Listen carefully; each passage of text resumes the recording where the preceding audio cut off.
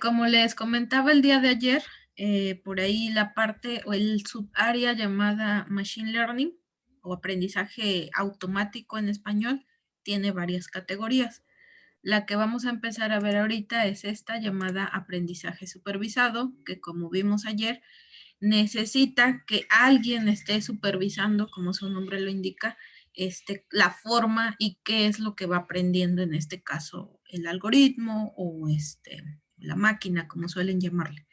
Entonces, para eso necesitamos de un conjunto de datos, ¿sí? Ese conjunto de datos va a provenir de algún fenómeno o que represente algún fenómeno en particular en nuestro contexto real. Entonces, ese conjunto de datos, por lo general, pues se puede obtener, pues actualmente podemos obtener datos de cualquier fuente.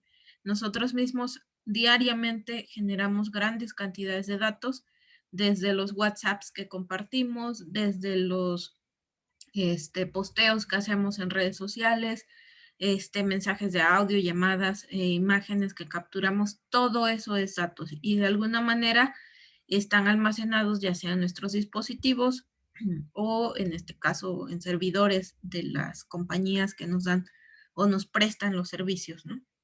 Entonces, todos generamos datos. Entonces, de cualquier cosa que nosotros queramos obtener datos, pues es simplemente hacer una selección de los datos que queramos procesar. Generalmente esos datos en el mundo real no son así como que bien estructurados, muchas veces están sucios, que quiere decir que hay datos faltantes o que donde hay un número, en lugar del número hay una cadena, entonces hay ese tipo de contextos, pero bueno, vamos a trabajar, en este caso vamos a empezar a jugar un poco con datos de juguete, yo le llamo, porque son datos limpios, datos que nos permiten de cierta manera comprender cómo funcionan estos algoritmos. Entonces, partiendo de que tenemos un conjunto de datos que por ahí alguien ya nos compartió o incluso nosotros tenemos acceso, que sería esta representación en naranja, a partir de ellos, si yo quiero entrenar un algoritmo de aprendizaje supervisado, debo de considerar una división, ¿sí? Una parte va a ser para entrenar y otra parte va a ser para evaluar qué tan bueno es el algoritmo que yo entrené. Por lo general se recomienda que sea un 80% para entrenar y un 20% del conjunto de datos que tengamos disponible para la evaluación. Quiere decir que si yo aquí tengo 100, ¿sí? Entonces mando 80 datos para acá y el otro 20 para acá. Entonces, es una sugerencia, aunque no es una regla. ¿Sale? Muchos utilizan 50 y 50, 70 y 30, 75 y 25, etcétera. Entonces, bueno, partiendo de esta idea, ya tenemos dos, uno de entrenamiento y uno de prueba. Ahora, ¿cómo se ven o cómo podemos trabajar estos conjuntos de datos, ya sea el train y el test? Bueno, por ahí ustedes ya llevaron una materia que se llama bases de datos y el término en sí, bases de datos, pues depende mucho de qué tipo de bases de datos son con las que se va a trabajar. Por lo general, en ese tipo de materias nosotros vemos, por ejemplo, bases de datos relacionales, donde existen tablas que se relacionan a través de una llave, en una es primaria, otra es foránea, y existen ciertas relaciones para poder hacer en el futuro ciertas consultas. Ese tipo de bases de datos en la parte de aprendizaje supervisado también se utilizan, pero no tanto así como que relacionadas fuertemente. Actualmente la inteligencia artificial ha apostado mucho por la parte no relacional, ¿sí? O muchas veces trabajan con lenguajes de bases de datos que son, por ejemplo, no SQL, donde la parte relacional queda omitida por completo, ¿sí? Entonces, en este tipo de algoritmos, por lo general se le llama conjuntos de datos para no entrar como en conflicto con el concepto más complejo de bases de datos y trabajamos con tablas, son simples tablas que son filas y columnas, ¿sale? Entonces, algunos términos que por ahí se suelen utilizar es que, por ejemplo, las filas de una tabla de datos son las instancias de la tabla, que eso también en base de datos lo manejan, creo que me parece ese concepto. Van a ser los ejemplos de los datos, registros o patrones, ¿sí? Es decir, cada fila de mi tabla puede tomar este nombre: instancia, ejemplo, registro o patrón.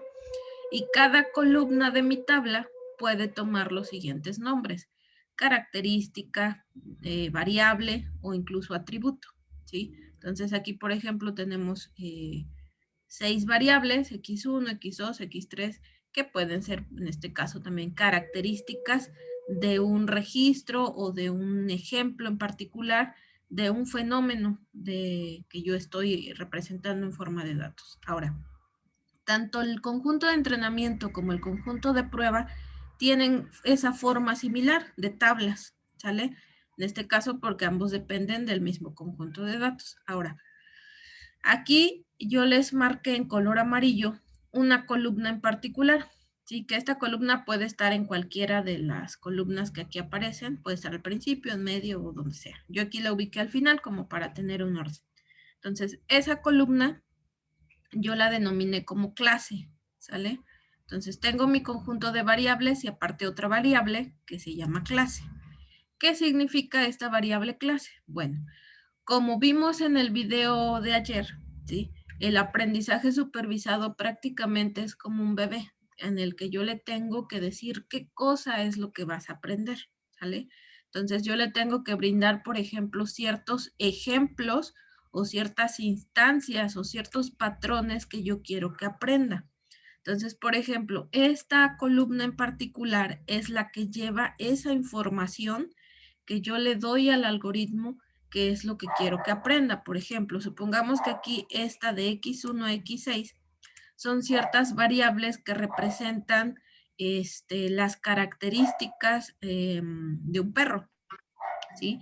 Entonces, por ejemplo, x1 a lo mejor es el color, x2 es, no sé, la estatura, bueno, imagínense otras características, ¿sale? Entonces el color, por ejemplo, aquí no sé, va a tener café o incluso por valores, ¿no? Si yo tengo los colores del 1 al 6, a lo mejor el 1 me representa el café, la estatura, pues no sé, 0.55 de centímetros, etcétera. Entonces, cada variable va a tener su valor. Entonces, aquí en la clase yo le voy a decir, toda esta información corresponde a un perro, ¿sí? Y ya de ahí, por ejemplo, esta pues también es de un perro, pero tiene otras características. Y la de acá, por ejemplo, es un gato, ¿sí? Entonces, aquí en la variable clase es donde yo le indico como esa clasificación de lo que quiero que aprenda, si va a ser un perro o va a ser un gato.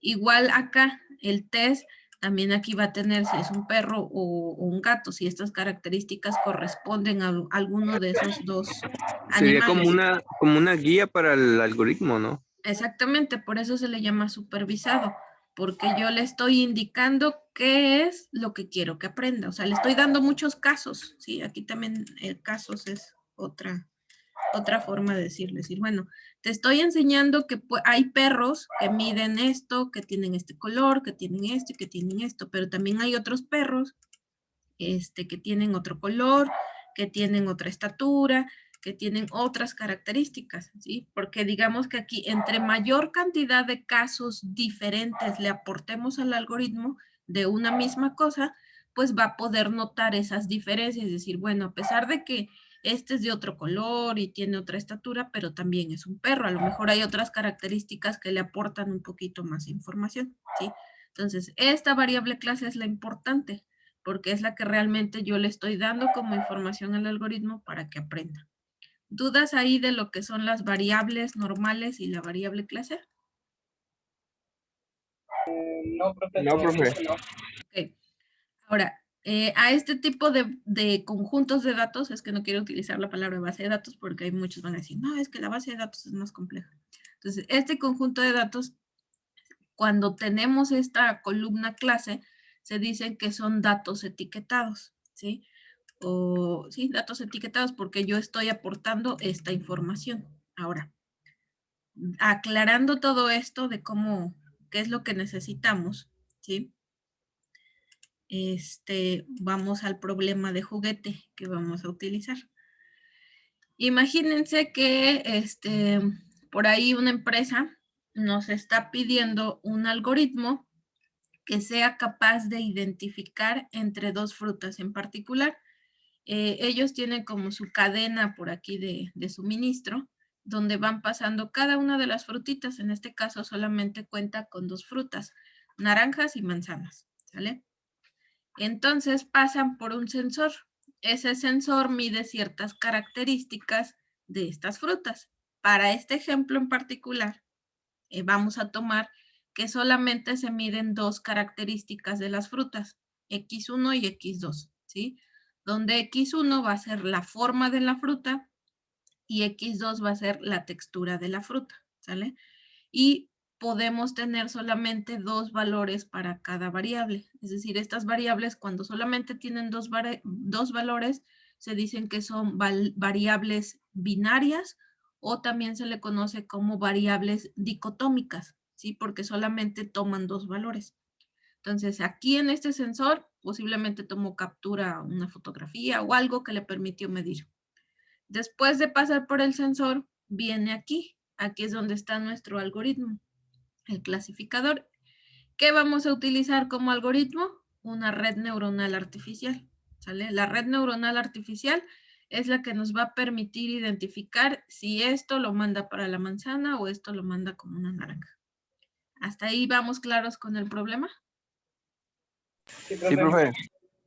Ok, entonces, como va a ser como la red neuronal la vamos a considerar un algoritmo de clasificación, o más bien también es un clasificador, y es parte del conjunto de algoritmos de aprendizaje supervisado, pues yo tengo que establecer mi conjunto de datos. Supongamos que este ya es el conjunto de datos de entrenamiento. Para entrenar, obviamente, como les decía acá, supongamos que ya dividimos los datos y ahorita voy a trabajar exclusivamente con el de entrenamiento, ¿sale? Supongamos que es este. Entonces aquí alguien por ahí ya me aportó cierta información. Me dicen, bueno, este es X1, este es X2 y puede tomar el valor de 0 y el valor de 1. Y cuando tiene esta combinación de 0 y 0, decimos que es 0, que en este caso va a ser una naranja. Si es 0, 1, pues también una naranja. Y 1, 1 va a ser una manzana. Se parece un poquito a la compuerta AND. Eso le iba a decir de la compuerta. Entonces, supongamos que esto nos representa este problema, ¿sale? O igual la compuerta AND puede ser. Ahora, aquí es un problema muy chiquitito porque nada más tenemos dos variables. ¿Y cuántos casos tenemos? Tenemos 4, ¿sale? 4 casos. Entonces, por ahí hay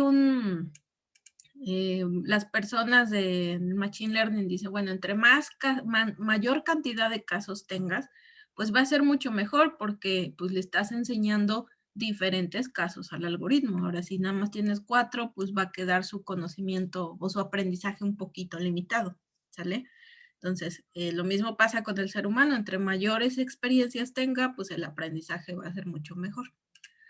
Entonces, tenemos estas dos variables, en este caso nuestro problema es binario, ¿sale? Porque solamente hay dos variables y las variables también toman solamente dos valores. Ahora, si nosotros quisiéramos graficar cómo se distribuyen estos datos, estos 4 casos, ¿sale? Los veríamos de la siguiente manera, porque como son en este caso dos variables, podemos graficarlas sin ningún problema, ¿sale? Entonces, por ejemplo, vemos aquí, de acuerdo a la clase, tengo 3 casos que corresponden a una naranja y solamente un caso que corresponde a una manzana, ¿sale? En este caso, si yo los grafico, tengo aquí los azules que serían mis naranjas y este rojito es el único caso que yo tengo de la manzana, ¿sí? Entonces, esta sería la distribución de mis casos o de mis datos. Ahora, si yo les preguntara, dado esta distribución, lo que quiero es marcar una división que me permita discernir entre los que son naranjas y los que son manzanas. Entonces, lo que hace o lo que más bien, lo que va a hacer la red neuronal artificial internamente con todo lo que va a calcular, es que ella visualiza como que esta distribución y dice, bueno, yo tengo que encontrar una línea que divida los casos de tal manera que cuando llegue un nuevo caso, diga, pues dado la línea que ya dibujé, pues este caso es una naranja, o este caso es una manzana. Aquí, por ejemplo, ¿dónde ustedes dibujarían esa línea? Para que me permita discernir entre las dos clases, entre naranjas y manzanas. ¿En qué parte quedaría esa línea? ¿De dónde debe partir la línea, profe? ¿Cómo Desde el punto de dibujarían? origen, ¿no? Desde el ¿Cómo punto de origen dibujarían? hasta el 1. O sea, una línea que me permita separar los casos entre las dos clases que tengo. ¿Cómo quedaría esa línea? Pues una línea del punto rojo al punto azul, una línea roja. O sea, ¿así? Pues podría ser, profe. Aquí, por ejemplo, yo trazo esta línea, ¿no? Llega un caso nuevo, ¿sí? Por ejemplo, que fuera, aquí vamos a tomar ya valores decimales, 0.5 y 0.5. Estos serían los, ¿cómo lo clasifico? ¿Como naranja o como manzana? Este caso Sería nuevo quedaría... Como manzana, profe, porque está arriba del punto del 0. No tanto que está arriba, sino, bueno, según el patrón, los dos números son iguales, ¿no? Ok, pero entonces se va a confundir porque no vas a ver. Ahora, esta Como línea que aplicamos yo... el redondeo, profe, ¿no? No aplicaría el redondeo. En esta parte no aplica. Entonces, aquí esta línea es la que me va a ayudar a decidir para dónde voy a mandar a ese caso. Entonces, digamos que la mejor, la línea, por ejemplo, quedaría más o menos por aquí, ¿sí? A esta línea que yo acabo de dibujar así, separa perfectamente los casos que aprendió que son naranjas y que son manzanas. Todos los que son naranjas están acá y todos los que son manzanas están por acá, ¿sale? Entonces, cuando llega ese caso de 0.5 y 0.5, digamos que está más o menos por aquí, ¿sí? Quedaría, a ver, más o menos por aquí, ¿no? Ese nuevo caso estaría ahí. Y dicen, bueno, a partir de la línea que la red neuronal me va a dibujar, ¿en qué segmento está? ¿En las naranjas o en las manzanas? En las naranjas. En las naranjas. Entonces, digamos que aquí lo clasificaría como naranja, ¿sí? Entonces, digamos que esta tarea de decidir de los nuevos casos parte ahora sí, a partir de lo que aprendió la red neuronal. Digamos que esta línea que está aquí es lo que va a obtenerse a través de la red neuronal que me va a permitir decidir de los nuevos casos que lleguen, cómo los voy a clasificar, ¿sale? Entonces, esto es de manera gráfica. Ahora, ¿cómo voy a hacer esto con la red neuronal? ¿Sale? Entonces, vamos ahora a nuestro modelo. La red neuronal artificial más simple que existe o que se ha propuesto se llama perceptrón simple, ¿sí? Así se llama, perceptrón simple. ¿En qué consiste el perceptrón simple?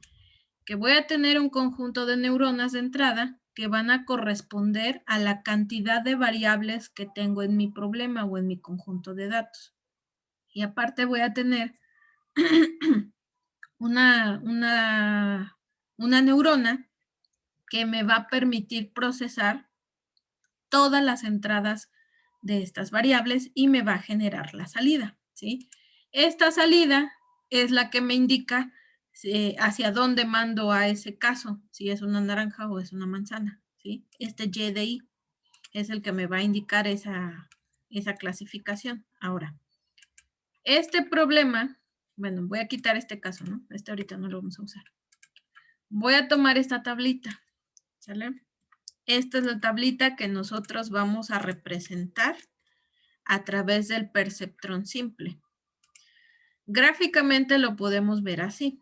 Ahora, ojo aquí, ¿cuántas variables tengo en mi conjunto de datos de entrenamiento?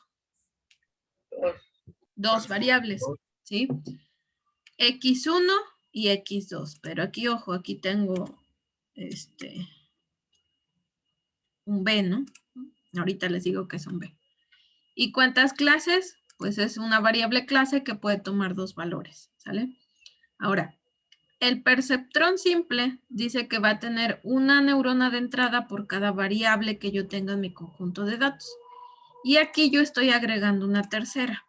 Esta tercera se llama sesgo y en inglés lo encontramos como bias, ¿sí? Entonces, este sesgo o este bias es como una forma de darle sabor a esto del aprendizaje para que no sea tan tajante y tan exacto, por así decirlo, ¿sale?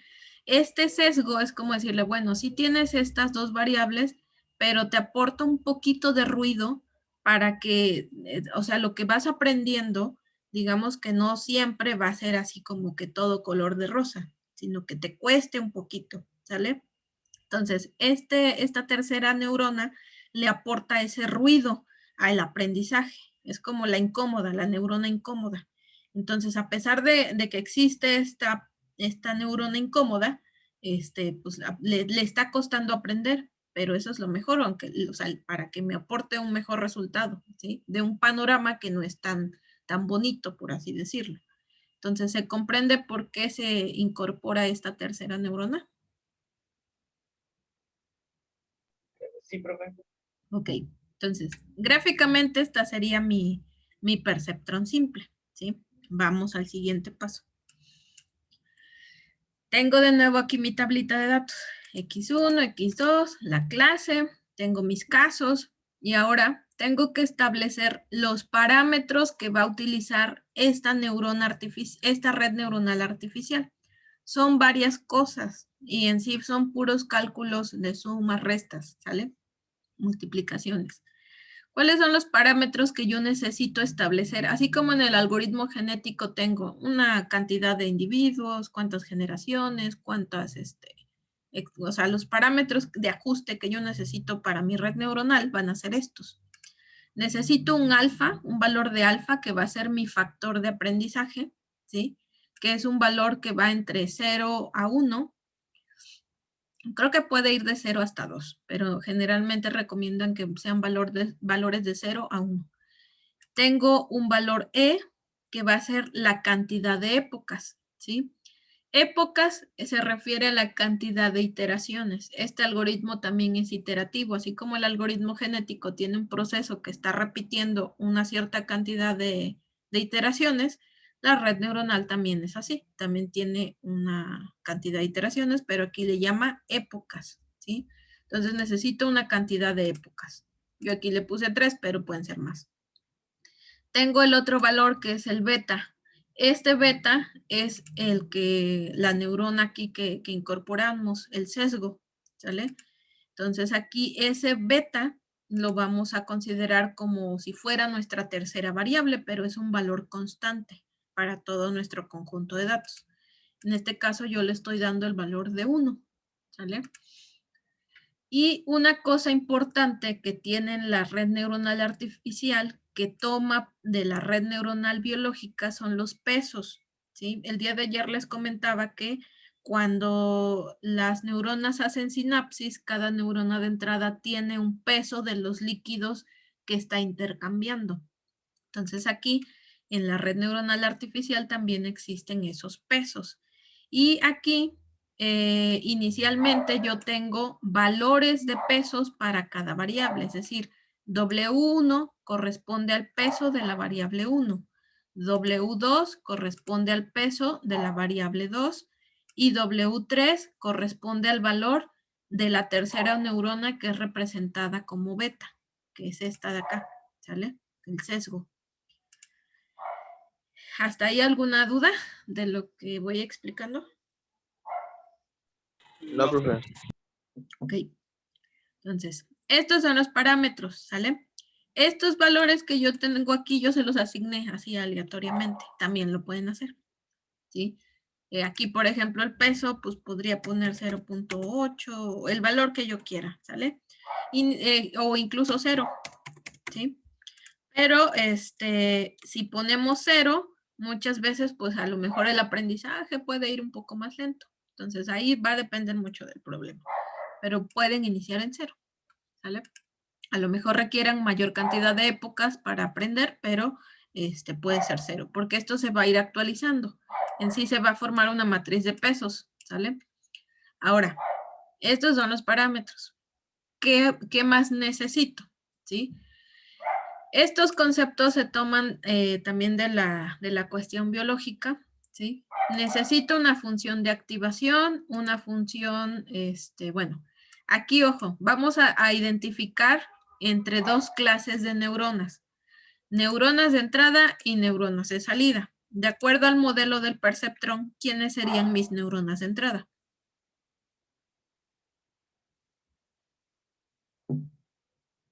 Pues las neuronas de entrada serían las X, ¿no? X1, X2 y el sesgo, ¿sale? ¿Quiénes serían mi neurona de salida? YJ, La Y, neurona perdón. 4. Esta neurona neurona 4. grandota, ajá, que me va a generar la salida a través de J, ¿sale? Entonces, Sí. aquí tenemos la diferencia entre neuronas de entrada y neuronas de salida. Ahora, por cada neurona, ya sea de entrada o de salida, debemos de configurar las siguientes funciones. Función de activación, función de transferencia y función de salida, ¿sale? ¿A qué se refiere la función de activación? La función de activación no es otra cosa más que el valor que voy a transmitir de la neurona de entrada a la neurona de salida y va a corresponder a los valores que tenga dicha variable, dependiendo el caso.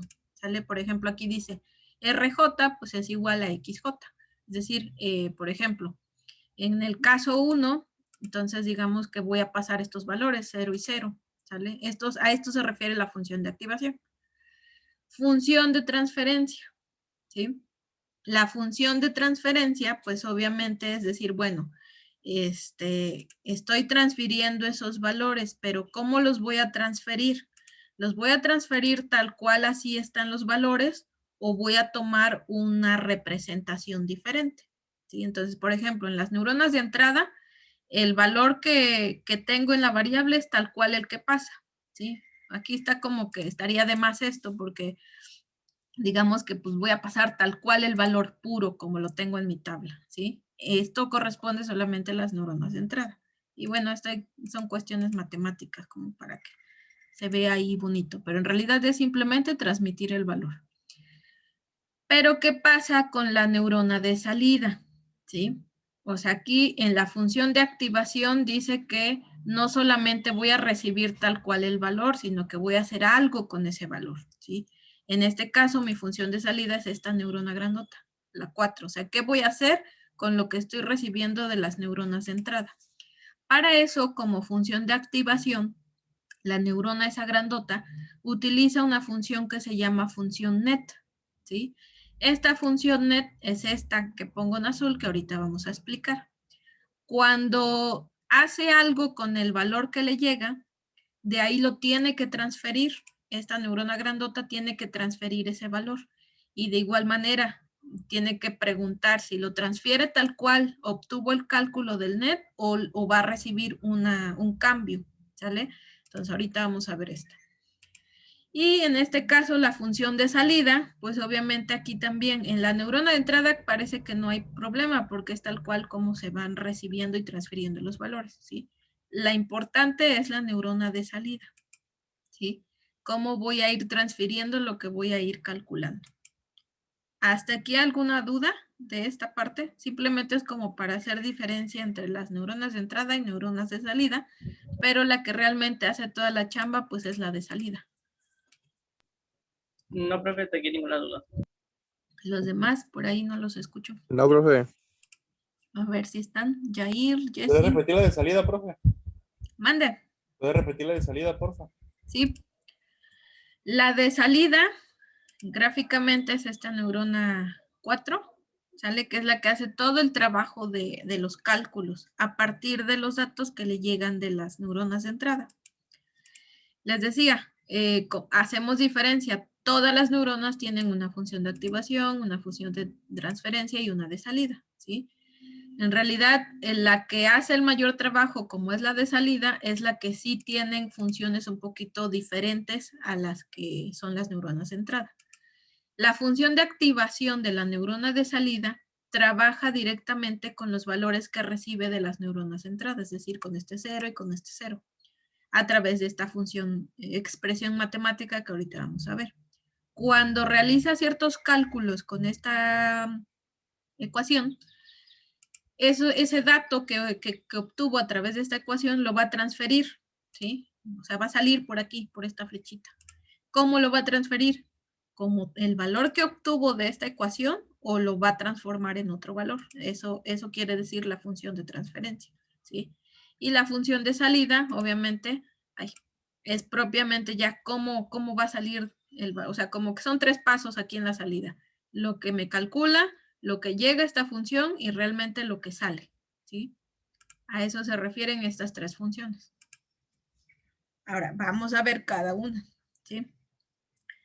Entonces, por eso les decía que era algo extenso esto de la red neuronal, porque son varias cosas que hay que configurar. Y esta es la más simple, ¿sí? Ahora, la idea de que conozcan todos los elementos desde este perceptrón simple es que en la semana que viene vamos a ver ahora ya una red neuronal, pero propiamente ya en un lenguaje, ¿sí? En una herramienta que ya alguien por ahí ya diseñó y que está al alcance de todos y entonces puedan identificar, pues qué puedo usar como función de activación, qué puedo usar como función de transferencia, o qué pesos, o qué beta, o qué alfa, ¿sale? Profe, pero entonces nosotros no vamos a hacer una red neuronal. Sí, van a hacerla y van a probar una hecha, las dos. Okay. ¿Sale? Entonces, vamos ahora con todos los cálculos, ¿sale? Ahora, no se olviden de la tabla de entrenamiento, es esta. ¿Qué voy a hacer? Voy a llegar, ya tengo toda mi configuración, toda esta es mi configuración. Voy a iniciar como todo el proceso iterativo. Entonces, estoy en la época número 1, ¿sí? O en la época 0, dependiendo los índices que hayan utilizado en su lenguaje. Entonces, voy a tomar el primer patrón o el primer caso de mi tabla de datos, ¿sí? Que en este caso es este de aquí. Dice que la variable x1 tiene un 0, la variable x2 tiene un 0, ¿sí? Es esto de aquí. El primer patrón es 0, 0. Y voy a considerar mi beta como si fuera mi tercera variable, ¿ok? Entonces recordamos que el beta es 1, en este caso es un valor constante. Para todos los patrones va a ser siempre ese valor. Entonces tengo el primer patrón y el beta. ¿Hasta ahí alguna duda? No. Ok. Voy a tomar el peso que corresponde a cada variable, ¿sale? Entonces, ¿cuál es el peso que yo le asigné a la variable 1? Pues el que está en W1, que es 0.2. El peso de la variable 2 es 0.5 y el del beta sería 0.3. Entonces tengo esto, 0.2, 0.5 y 0.3. Entonces ya tengo establecido mi patrón y ya tengo establecidos mis pesos, ¿ok? Voy a trabajar con esta función, ¿sí? Con la función net, que acá es esta de aquí.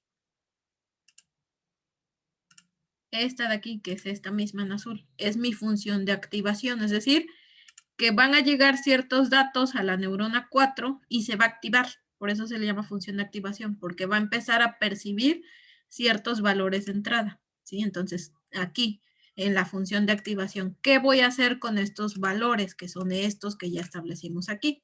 Pues vamos a aplicar esta función net. ¿Qué dice la función net? Que voy a calcular la sumatoria de cada elemento de i hasta n, es decir, considerando cada variable. Es decir, de la variable 1 hasta el beta. El beta ahorita lo vamos a considerar como si fuera una tercera variable. Y vamos a ir sumando la multiplicación del peso por el valor que me está llegando como entrada. ¿Sí se comprende? Sí, profe, el peso por el valor de entrada. Ajá, entonces, vamos aquí. ¿Sí? Que aquí ya lo tengo yo en Excel. Es decir, estamos multiplicando, en este caso, el 0.2 por el 0, más el 0.5 por el 0, más el 0.3 por el 1. Y esto, pues, obviamente es la sumatoria. Por eso es la suma de las multiplicaciones del valor de la variable por su respectivo peso. ¿Ok? Y esto me da 0.3, es lo que me da esta formulita en azul para este primer caso. ¿Hasta ahí vamos bien? Sí, profe, sin dudas. Ok. Ahora, esto de aquí es la función de activación, ¿sí? Ya obtuve un resultado de esta función de activación que fue 0.3. Ahora, según los parámetros, dice que ahora voy a pasar a mi función de transferencia, ¿sí? Mi función de transferencia, aquí en la función de transferencia para redes neuronales hay varios casos o varias formas de aplicar una función de transferencia. Esta en particular se llama función escalón, ¿sí? Esta función escalón depende del valor que yo obtuve en mi función de activación, que fue el net. Si net es mayor a 0, me dice que voy a poner 1. Y de otra manera, menos 1. Pero en este caso, como tenemos 0 y 1, vamos a aplicar que aquí sea 1 y acá sea 0. ¿Sale? Más aquí para hacer la diferencia. Entonces, va a ser como una especie de condición, ¿sí? ¿Esto para qué se hace? Para que concuerde con los valores que yo establecí aquí en mi clase, ¿sí? Aquí o lo puedo tomar tal cual, ¿sí? Aquí, por ejemplo, puede ser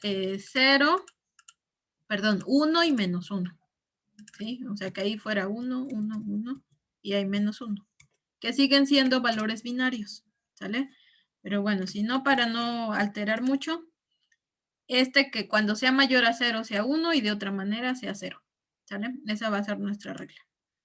Entonces, aquí, esta es mi función de transferencia. Y entonces voy a preguntar, que es como una condición. Si es mayor que 0, entonces pongo 1 y si no, pongo 0. En este caso, como fue 0.3, es mayor a 0. Entonces me quedo con el 1. ¿Sí se entiende ahí lo que se hizo? Sí, sí, profe. Sí, esta es mi función de transferencia. ¿Qué hace? Trabajar con el que obtuve del net. ¿Sale? Le voy poniendo ahí colores para que vayamos identificando. Ahora, ya tengo la función de activación, ya tengo la función de transferencia y ahora voy a trabajar con mi función de salida. ¿Sí? Mi función de salida, que pongo aquí en verde, dice, aquí esta expresión matemática, la voy a agrandar, dice que mi YJ, que en sí es ya propiamente lo que voy a sacar de esa red, va a ser igual a lo que obtuve de mis funciones anteriores, en realidad, ¿sí? Que viene siendo prácticamente una especie de función de identidad, que es tal cual lo que recibo, es tal cual lo que voy a sacar. ¿Sí? Nada más es como aquí echándole crema a los tacos con estas expresiones matemáticas, pero en realidad es eso. Ya lo que obtuve es realmente lo que voy a generar como salida, ¿sí? Que es esto que está aquí. F recibe lo que obtuve de f de net y a esto le aplico mi función de identidad y prácticamente es el mismo valor. Y como función de salida, pues obtengo el 1, que ya viene como transformado, ¿sale? Entonces, realmente aquí es el 1 que ya transformé a partir de mi función de transferencia. Esto de aquí viene siendo la salida ya propiamente de este primer cálculo, ¿sí? Es decir, aquí recibió valores de este primer patrón, ¿sí? Y por ejemplo, aquí el primer patrón 0, 0, ¿qué debió ser? Debió ser 0. ¿Y qué fue lo que está mandando como salida? 1. 1. ¿Qué quiere decir? Que se está equivocando, ¿sale? Todavía no ha aprendido la red neuronal, ¿sí? ¿Y esto de qué depende? pues obviamente depende mucho de los parámetros que nosotros establecemos aquí, de los pesos, ¿sale? Para este caso, obviamente, como es el primer patrón que observa nuestra red neuronal, pues obviamente todavía no lo logra aprender, ¿sí? Y para eso, existe, una vez que hicimos este cálculo, Pero dime, todos esos datos se tienen que ir guardando, ¿verdad? sí, todos tenemos que ir guardando, ¿sale? Bueno, ¿qué día es hoy? ¿Jueves? No, hoy es miércoles. Miércoles. Les voy a compartir, bueno, vamos a hacer la red neuronal, esta red neuronal, pero se los voy a enseñar desde Optei, ¿sale? O sea, estos mismos cálculos que estamos haciendo, pero desde Optei. Pero ahorita sí quiero que quede claro. Ahora, aquí vimos que obtuvo un 1, ese fue lo que aprendió la red neuronal hasta el momento de este patrón. Pero como vimos nosotros, pues obviamente estamos viendo que se está equivocando. Entonces, debemos de castigar a la red neuronal, ¿sí? Entonces, aquí digamos que este proceso es el de aprendizaje. Y ahora vamos a pasar a un proceso, yo le llamo un proceso de castigo, ¿sí? Este proceso de castigo es decir, bueno, vamos a ver si aprendiste o no aprendiste. Así como cuando nos enseñaban nuestros papás las tablas de multiplicar y no las sabíamos, nos decía, así no. Y nos regañaban, pues algo por el estilo vamos a hacer con la red neuronal. Es decir, bueno, como vi que no aprendiste, te voy a castigar, ¿sí? Entonces debemos de calcular la severidad del castigo, que aquí pongo en gris. Para eso, ¿sí? A ver, déjenme, les voy a mostrar mis anotaciones, a ver si me puedo conectar desde mi cel, porque las tengo aquí anotadas.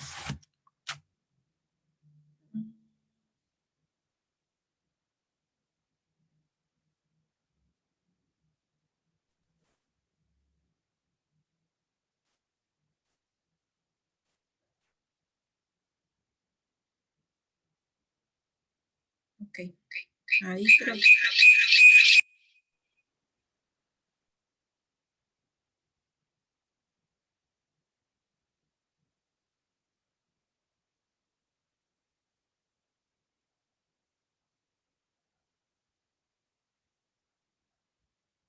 Ahí se ven mis anotaciones.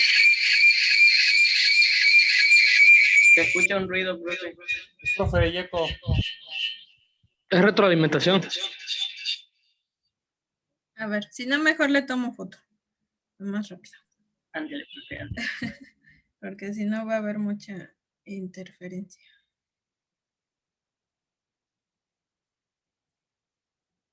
Ok, se las mando ahí por Telegram. Ahí en mis anotaciones, les puse las dos formulitas que ahorita estamos utilizando, la del net y la que vamos a utilizar ahorita para castigar a la red neuronal. ¿Sale? A ver, espérame, que no encuentro el Telegram.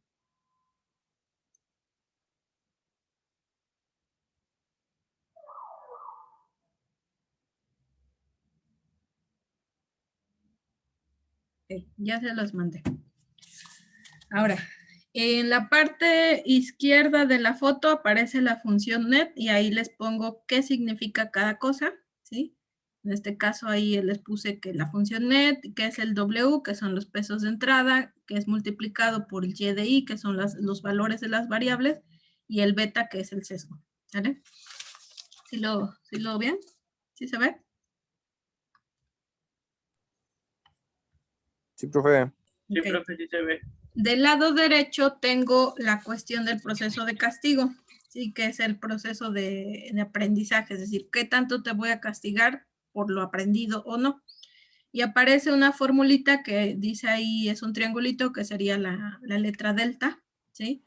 Entonces dice delta de W y J va a ser igual, ahí como un pescadito que sería mi alfa, multiplicado por Y de I, y que eso lo vas a multiplicar por la diferencia de D de J menos Y de J. ¿Sí? Ahora, ¿qué significa cada elemento? El alfa, ese alfa que aparece en la fórmula, es el parámetro que yo tengo acá, que es mi factor de aprendizaje, que es, en este caso, yo inicialmente lo establecí con un 0.8. Es un valor constante que voy a estar utilizando, ¿sale? Entonces, ese es el alfa, el valor de aprendizaje. El y de i de la fórmula es el valor de la variable de entrada, ¿sí? En este caso, del patrón que estamos analizando. El dj de la fórmula es lo que se supone que debió haber aprendido, ¿sí? Entonces, nos vamos a regresar acá, a mi tabla, que sería el valor de la clase, ¿sí? Para ese patrón 0, 0, pues debió haber aprendido 0, y en este caso, pues aprendió 1, ¿sí? Y el YJ de la fórmula corresponde a lo que aprendió la red neuronal, que en este caso sería el 1. Entonces, Profe, pero la naranja siempre es redonda y la manzana es de otra forma. Y ahí lo puso al revés. ¿en dónde? En lo de la manzana y la naranja, las formas. Acá en los datos. No, en X1 y X2. O sea, esto. Ajá, esos valores. Sí, estos los estoy tomando de mi tabla, de acá, 0, 0. Yo tampoco entendí, Dani. ¿Qué dice que la naranja es redonda y la manzana qué? En forma eclipse, porque yo vi que arriba decía al revés, que decía que si la manzana era redonda y la manzana era creo que rugosa o lisa. O sea, ¿te refieres a la de acá? Ándele ahí, Ok. textura. Esto es el significado imaginativo de nuestros datos, que quedarían así. O sea, digamos Ya, que ya. estos ya son nuestros datos que por ahí alguien ya nos dijo y nos dice, pues cuando sea 0, 0 va a ser 0, ¿sí? Por eso les digo que son datos de juguete, porque tal vez no corresponden tal cual a un caso real. Ya, profe. ¿Sí? Entonces, digamos que este serían lo que realmente yo quiero aprender. Obviamente, por eso le llamo de juguete, porque pues no es algo real, ¿sale? Entonces aquí por eso es 0, 0 y lo tomo tal cual de la tabla. Ahora, vamos a aplicar la severidad del castigo, ¿sí? Entonces, esa fórmula del delta la tengo que aplicar 3 veces. ¿Por qué 3 veces? Porque va a ser aplicado por cada variable que yo tenga en mis datos. En este caso, para la variable x1, para la variable x2 y para el beta que estoy considerando como mi tercera variable, ¿sí? Entonces tengo aquí delta del peso número 1, ¿sí? ¿A qué va a ser igual? Pues voy a tomar la fórmula que yo les acabo de compartir, ¿sí? Que obviamente aquí ya lo tengo en el Excel. Y en este caso, ¿qué es lo que estoy considerando? Pues estoy considerando el alfa que está en mi hoja de parámetros, por eso aquí dice parámetros B12. Este B12 corresponde a este valor alfa, ¿sí? Que es el factor de aprendizaje, es S0.8. Ese es el que tengo ahí en la fórmula, que es este. Ese factor de aprendizaje lo vas a multiplicar por y de i.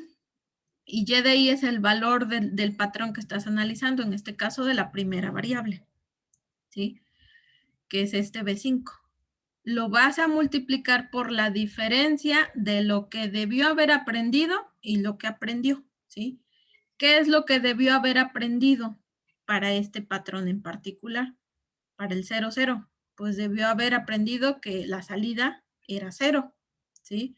Entonces aquí en la fórmula, por eso le estoy diciendo que va a tomar lo que debió haber aprendido, que está en la hoja de parámetros, en la celda C5, y lo que realmente aprendió, que está en la celda B11.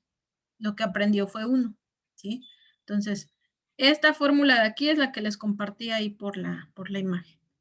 Ahora, ya obtuve un valor, me dice que obtuvo, la severidad fue 0 para esta variable. Lo mismo hago con la otra variable, perdón, con la severidad para la segunda variable. Entonces ahora, digo, ¿qué voy a multiplicar? El factor de aprendizaje sigue siendo el mismo, pero ahora voy a considerar el valor de la segunda variable multiplicado por la diferencia de lo que debió haber aprendido menos lo que aprendió. Esto sigue siendo igual porque estamos en el mismo patrón, ¿sí? Y entonces ahí la severidad la calculo como 0. Ahora me voy con la tercera variable, que en este caso es el beta. Factor de aprendizaje es el mismo. D5 es el 1 de mi beta. Y la diferencia de lo que aprendió, de lo que debió haber aprendido menos lo que aprendió. Y en este caso aquí sí hay un valor diferente. Entonces aquí ya obtuve qué tanto voy a castigar a los pesos. ¿Sale? Ahí en la hoja también no sé si se ve. Ya no vi si se ve. Hay otra tercera formulita. Que es decir, bueno, ¿cómo voy a actualizar mis pesos? Que es la que aparece hasta abajo, que dice WIJ igual a WIJ más el delta, ¿sí? Es una simple sumatoria. Entonces, ya obtuve el valor de delta. Y ahora voy a actualizar mis pesos. El peso 1, 2 y 3, que simplemente le voy a decir, bueno, lo que actualmente tienes en tu peso más la severidad, ¿sí? En este caso, ¿cuánto tenía en el peso inicial? Tenía 0.2 para la variable 1. Como la severidad es 0, pues 0.2 más 0, pues se queda en 0. Para el peso número 2, que es 0.5. Dice que la severidad fue 0, entonces el peso se queda igual. Para el peso número 3, el del beta, dice que inicialmente era 0.3, pero aquí la severidad sí cambia el valor. Entonces ahora el peso queda como menos 0.5. ¿Sí? Hasta aquí, ¿dudas de cómo se van a actualizar los pesos? Pues no, profe, la verdad no hay dudas. O sea, sí está un poco complejo, pero no hay dudas. Ok, entonces, todavía falta para este ejercicio. Entonces, detengo aquí la grabación para que igual si lo quieren checar.